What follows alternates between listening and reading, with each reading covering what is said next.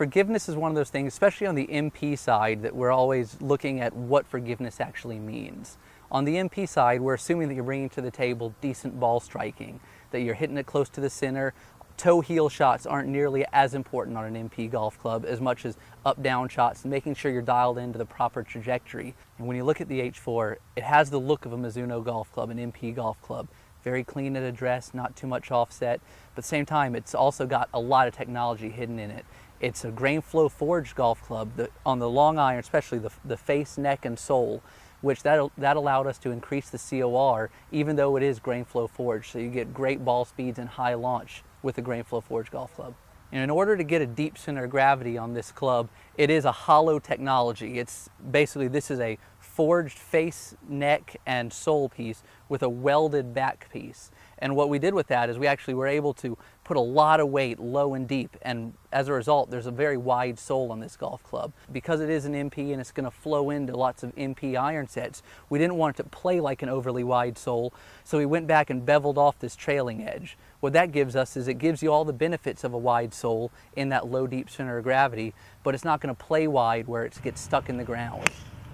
So what's great about this club is you sit it down at address and it looks clean. It doesn't have much offset. Very straight lines. The thing you'll notice is it's just a little bit thicker, but all the lines are really parallel, which is nice. It's got a thicker top line, and you can see the trailing edge just a little bit, but what's nice is the trailing edge is parallel to the top line, so it looks like it's just a little bit beefier behind the ball. Right now I'm holding an MP-H4 4-iron, and I'm going to take a couple shots to compare it to an H4, which is our Mizuno's DLR, so our more forgiving long iron, so you can see the difference in terms of height. So that was a good strike there with the 4-iron. It launched high, but that was one of my better ones. So I'm going to hit the MP-H4 right now just to kind of see how its ball speed compares to a 64.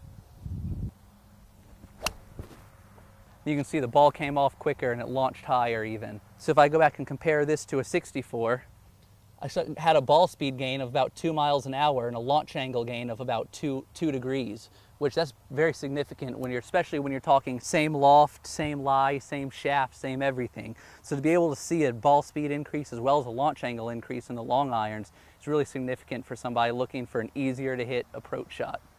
When I compare the peak height of these two, the H4 goes about 2 yards higher than the 64, which is good. I mean, this is on a 4-iron. As you get into the 3-iron and even the 2-iron, it's going to be even more than that, just because the H4 flows, gets even deeper center of gravity as the set flows. So when you're talking the 4-iron, it's a slightly deeper center of gravity. When you get to the 3-iron, even deeper, 2-iron, even deeper.